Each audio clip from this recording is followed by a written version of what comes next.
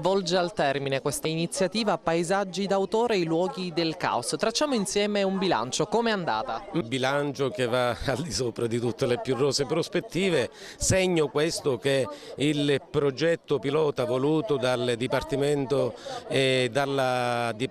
regionale al turismo in collaborazione con la Presidenza del Consiglio dei Ministri è rivolto a quelli che sono i parchi letterari siciliani e è andato al di sopra di ogni più roseo prospettivo e il risultato sta nei numeri che con esclusione di oggi abbiamo avuto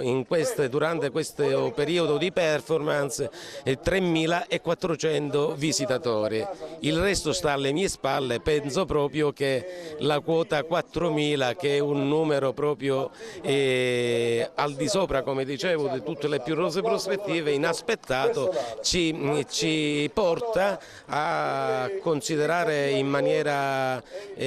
particolare questa manifestazione e a proporla ancora ulteriormente in maniera dignitosa per l'anno prossimo.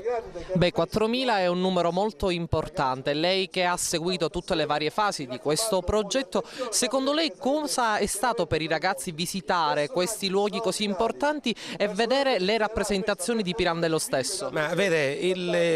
il progetto pilota, nel progetto pilota stava pure la scommessa nella scommessa fatta da nostra, non è un museo da visitare semplicemente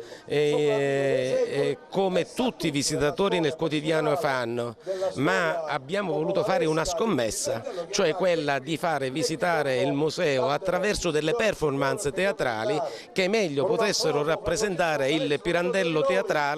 teatrante proprio nei luoghi che gli hanno dato i natali.